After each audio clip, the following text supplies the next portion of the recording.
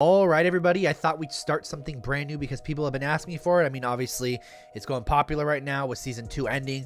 We're going to go over Invincible, and essentially, we're going to read a chapter, shortly after another. So the reason I say that is because maybe it's not a day, maybe it's not a week, maybe it's not a month. You don't know. It could be 2 in a row. It could be 2 one every other week. It could be whatever. It doesn't really matter. There's no specific order.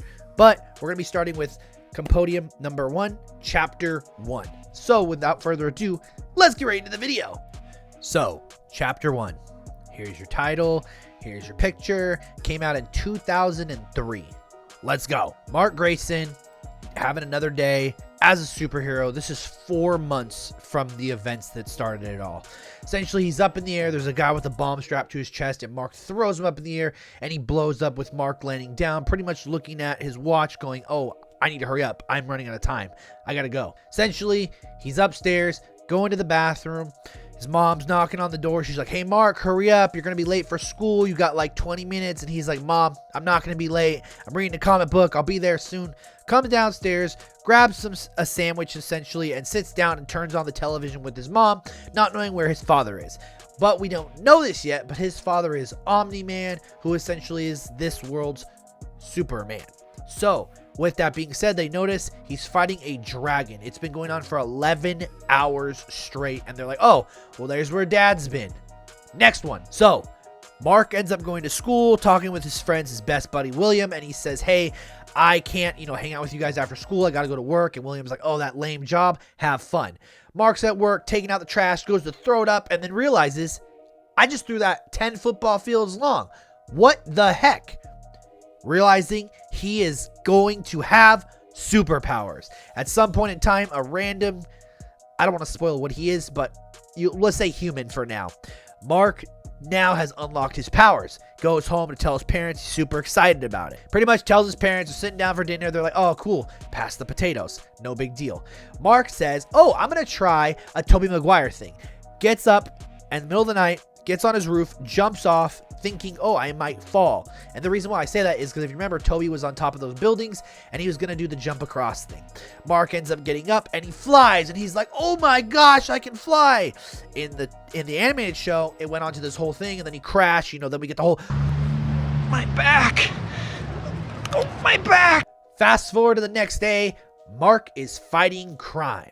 But he's in a suit now. He's laying out the bad guys, and all of a sudden he gets a great visit by his dad. Oh, hey Mark, what you been up to? Oh, Dad, just fighting crime. Oh, how long have you been a super now? About 2 weeks, give or take. And this is my suit.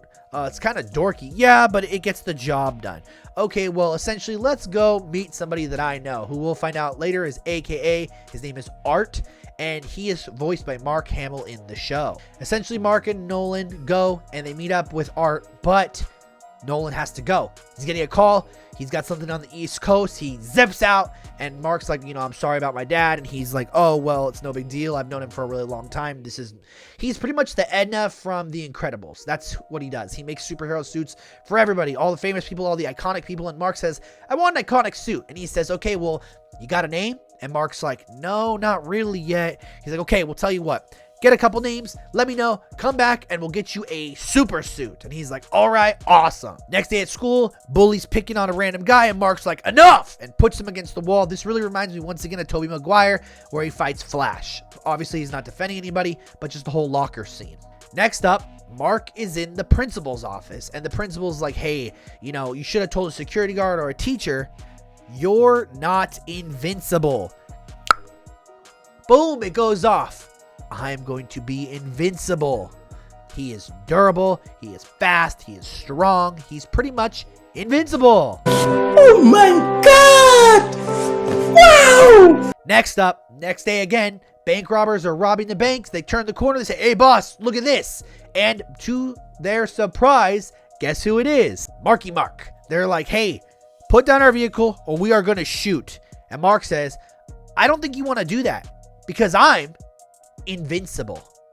Usually in the show, the logo would pop up and whatnot, but that is chapter 1. In my opinion, it's a great start to this. Obviously, we're getting introduced to Mark. We're learning that, what happened 4 months ago, how he got his powers and whatnot, and then it forwards to the end.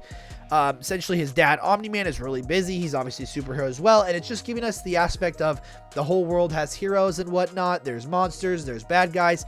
Spider-Man-esque nods. Superheroes. Superman nods and all that good stuff. Let's do this. Get this 10 likes, and I'm going to throw you up chapter 2. Stay tuned.